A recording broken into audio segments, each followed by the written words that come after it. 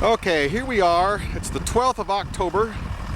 We're nearby Cheyenne Wells, Colorado, and this is the Select prototype that we are working on out here today, and I'm just going to give you a walk around and show you a little bit about what is going on.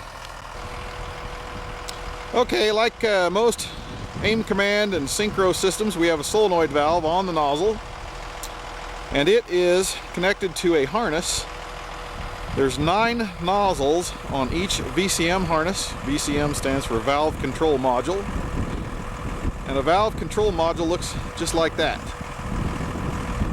On this particular machine, we have 9 of these VCMs scattered across this machine in order to jive up with the boom sections and so forth that are required for this particular job. Okay, right here on the back of the machine are a couple of more components. This big one right here on the right that has the X on there, that is called a power hub.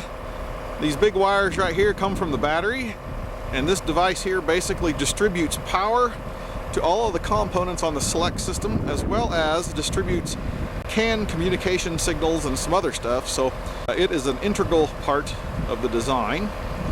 And located right next to it, you see this is called the gateway module. The gateway has a certain functionality inside of it. It is dealing with heading information, flow meter information, and some other things that it does in the system. And you can also see we have a pressure sensor that reads the pressure in the boom. Okay, the Select system, what it does is individual control of the nozzles, not just on and off, but also flow control on each of the nozzles. And one of the features that it allows us to do is actually remotely turn on and off the boom from behind the machine back here using a little key fob device. Here's my assistant, Kent D-Ball, holding the key fob device. And he's going to push that thing and make certain nozzles go on and off here so that we can check to make sure whether they're working properly or not. There you can see nozzle number 1 is spraying, number 2, 3, 4, 5, 6, 7, 8. Can't do some boom sections. If you push the other buttons, it will actually do the boom sections across the machine, which goes quite a bit faster, but also lets us know that we have the machine set up properly with the various nozzles. Oh, I hear something clicking over here now. There, you can see this whole boom section is going over here. Now this boom section is going. Now this boom section is going. And all the while, Kent is safely back here, just checking it from a safe distance. Okay, here's our happy cooperator here, Matt Campbell. He's going to operate the machine. He's been gracious enough to help us out on this. This happens to be a John Deere machine. He is running a GS2 spray controller right here. He does have the John Deere Auto Swath, as well as the Auto Steer and the spray package. He can automatically guide around circles and a whole bunch of stuff. So he's our expert on running the controls. And just over his shoulder right there, you can see the Select console that we use to set the system up and monitor what it's doing at all times. Now I'm going to crawl in here and we're going to go drive around and show you how it works. Alright, I don't know how this is going to work, but we're zooming along here at about 8 gallon and I don't know how fast, probably 10 mile an hour. And over here, you can see that the Select screen has a little blue mark for every nozzle on the boom.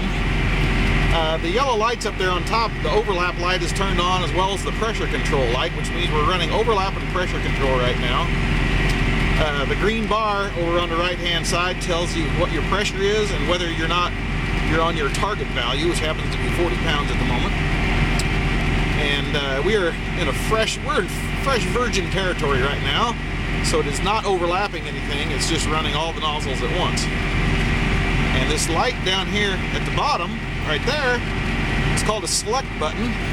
That first select just has all the nozzles running along at the same flow. Hey Matt, reach over there once and hold down the number 4 button and hold it for 10 seconds. And right there it displays high on the right. You can see that. That's as if you had, for instance, a fence row over there that you wanted to douse with a little extra chemical. And there Matt let go of the button, and so now the Select is applying extra chemical on that one, those last half a dozen nozzles or so. Okay, you can push the 1 button again there, Matt, if you want to get rid of that.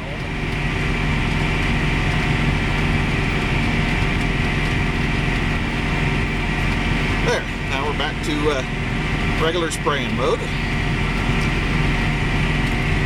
Now, Matt, turn your screen, your John Deere screen over to the map screen there once. Okay, so you can see how, well, maybe you can't, I don't know. But anyway, this thing paints a little pretty picture there. Wherever we've been, it has light blue.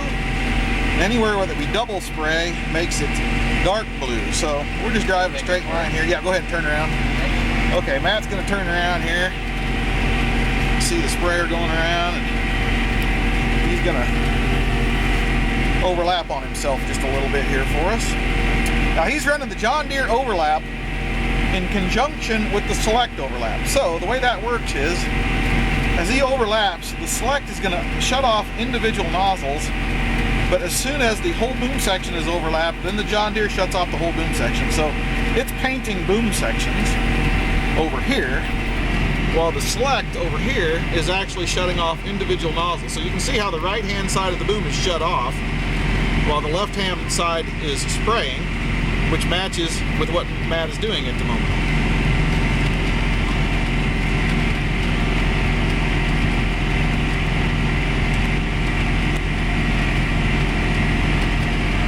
And he's kind of zigging and zagging around here a little bit. You can see it's shutting off more and more and more nozzles.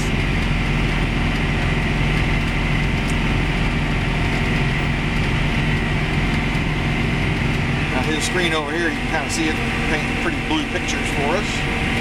And so we can keep track of what we're doing here at all times. Okay, Matt, why don't you turn the turn compensation button on over there. He pushed the turn button. Now you can see a 3rd yellow light turned on there across the top. Now this is a prototype, and we're having some trouble with it being a little twitchy. So you can see how it's a little twitchy,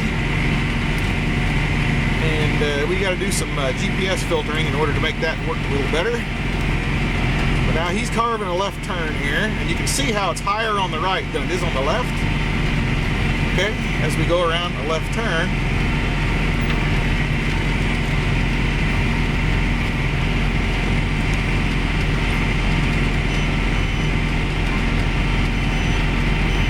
You might be able to hear it beeping. Whenever it gets out of range on those turns, it'll give you a little bit of a beep telling you that you're turning so sharp that you're exceeding the flow control range of the Select system.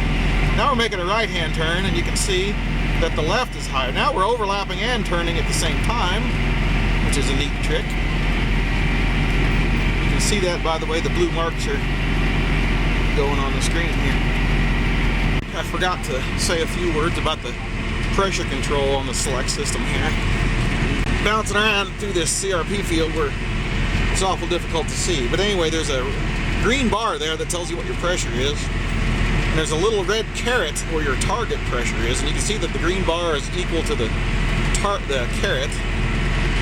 And if Matt pushes the enter button over there, it will take him to a second caret, even though we're putting on the same rate and the same speed. So he just pushed the button over there. And in order to do that, the blue line had to go up a little bit, basically acting as if it was a bigger nozzle out there, and it took us to that lower caret mark on that automatic pressure control. So what you get with this Select system is the same features, sort of, that you get with your sharpshooter and your aim command type systems, where we can control the pressure independent from the rate, and the rate independent from the pressure, and the pressure and the rate independent from the speed, which is really a pretty neat feature. And then on top of all that, you get to turn on your fence rows and wheel tracks with your Select buttons. You can do your overlap control, your turn compensation control, and your pressure control all at the touch of a button with this nifty little screen here.